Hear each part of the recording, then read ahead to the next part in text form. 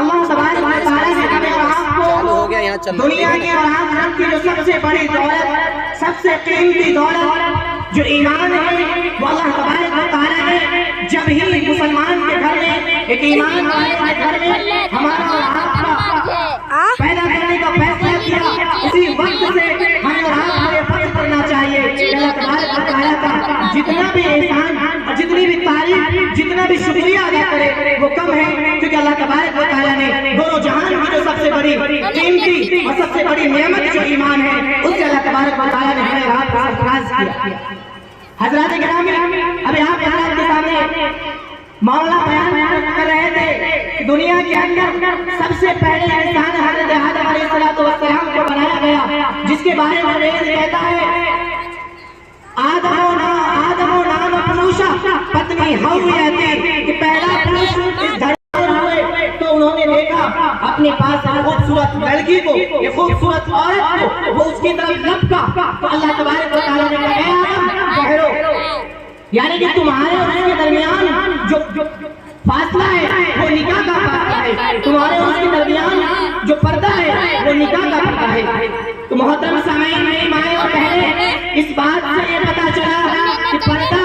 یہ ہمارے اور آپ کے گھر سے بنایا ہوا کوئی نمونہ چیز نہیں ہے، یہ پردہ اللہ تبارک و تعالیٰ نے عرش پر ہی بنایا ہے، اور اس پردے کا جو فیصلہ اور اس پردے کا جو حکم دیا گیا ہے اللہ تبارک و تعالیٰ نے عرش پر ہی سب سے پہلے پروفیٹ محمد صلی اللہ علیہ وسلم کو دے کر دنیا میں بھیجا تاکہ آنے والے قوم، آنے والی نسلیں اس کو دیکھ کر سبق حاصل کر سکے۔ محترم سامعین، میں آپ کو بتا دوں وید کے اندر آتا ہے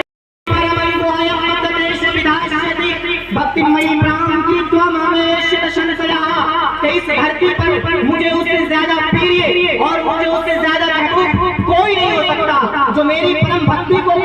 گائے اور میری پرم بھکتی کو گائے اور میرے ویدوں کو، میرے گپت گیان کو میرے بھکتوں تک پہنچائے، انت میں وہ میرے پرم بھکتی کو پا کر وہ مجھ سے لین ہوگا۔ یہ خود کہہ رہے کون؟ ایشور کہہ رہے ہیں کہ مجھے اس دھرتی پر اس سے زیادہ پسندیدہ انسان کوئی نہیں جو شریعت کی تعلیم کو سیکھے اور میرے بندوں تک پہنچائے، جو روکے غلط راستے سے اور تنقید کرے حق کے راستے کے وتواصوا بالحق وتواصوا بالصبر، جو کہ